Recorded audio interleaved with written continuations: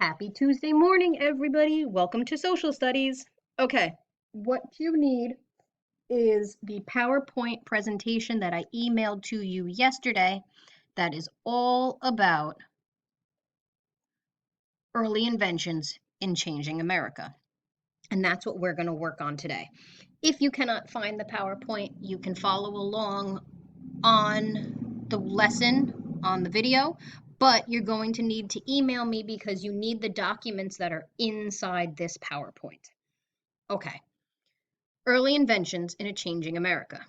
Our learning target for today is I can use cause and effect to explain the impact of inventions on early America. We're going to learn about inventions in early America. We're going to read some texts, and you will have a chance to write about what you think, and you're going to share your work on your graphic organizer. So when you're looking at the PowerPoint presentation, if you put your cursor over this blue hyperlink that says click here to create your copy of cause and effect, you should get a little like finger clicker. If you're not, you're going to need to hold down the control button on your keyboard. It's the one in the bottom left-hand corner. It says CTRL. If you hold that button down, you see how my clicker just turned to a hand? As I hold that button down, it'll turn into a hand, and then I can click right on that document, and it will open up to the cause and effects organizer. I'll show you. Okay, when you open up that hyperlink, it'll bring you to a Google Docs document that says cause and effect graphic organizer. It has your name and a date. It has a place for cause. How did this affect America in the 1830s? Do you think this event was helpful or harmful to a young nation? And you can click right on the document and begin to type. Okay, now we're back on our PowerPoint. Moving on to slide number 3. Early inventions in a changing America. In the 1800s, our young nation was like a young person, a teenager. The nation in the year 1800 is just 13 years old. And, as with all 13-year-olds, it's faced with challenges, growing pains, and made decisions that shape the nation for years to come. From the 1800s to the 1830s, America saw a large increase in the total amount of land that was settled, in the construction of canals for trade, manufacturing centers, and farming and ranching. Today, we're going to practice writing about cause and effect. We're going to read Invention, the first factory in America, and this sample cause and effect graphic organizer that somebody did that's included with it. When we look at this hyperlink, I want you to notice where the students answered the questions and where the students cited evidence to support their answer. So when you hover your cursor over and you hold down the control button if you have to, your finger clicker will show up and you click on the hyperlink. When you click on that link, it brings you to this, Invention, the first factory in America. And it shows you a picture of Slater's Mill in Rhode Island and Samuel Slater, the man who owned the mill. It says Samuel Slater worked in a textile, which is cloth and woven fabric mill, in England as a boy. And in 1789, he immigrated to the United States and brought with him secret details about England's innovative, which means creative, machinery, which he had memorized. Slater built America's first water-powered cotton spinning mill in Pawtucket, Rhode Island. By the end of 1790, it was up and running, with workers walking a treadmill to generate power. But by 1791, a water wheel drove the machinery that carded or combed the cotton and spun it into thread. Slater employed families, including children, to live and work at the mill site. He quickly attracted workers, and in 1803, Slater and his brother built a mill village they called Slatersville, also in Rhode Island. It soon imitated and improved upon throughout New England. So now here's an example of somebody's cause and effect graphic organizer. They chose to work on Slater's Mill as the cause, and they answered the questions: how did this event affect America in the 1830s? And here's their answer. Think about the people, places, and resources when answering this question. Samuel Slater brought over the design for the first American textile mill from England.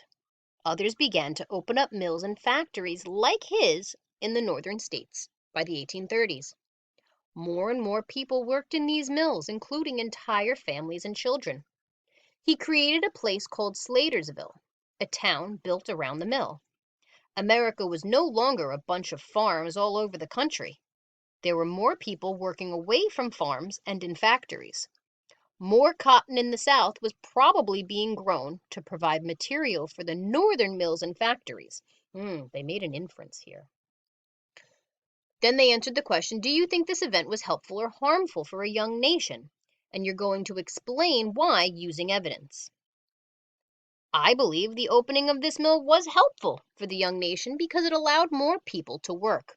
The mills also brought more money, most likely helping the young economy.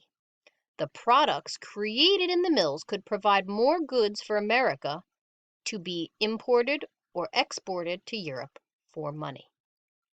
So this, I don't expect your writing to be like that, but this is what you are going to do today. Let's go back to the slideshow. Okay, so we just finished reading the sample of the first factory in America. When you go on to the next slide, slide 5, you get to choose one of the 3 from this link, First Factory in America, and then you are going to complete your cause and effect graphic organizer.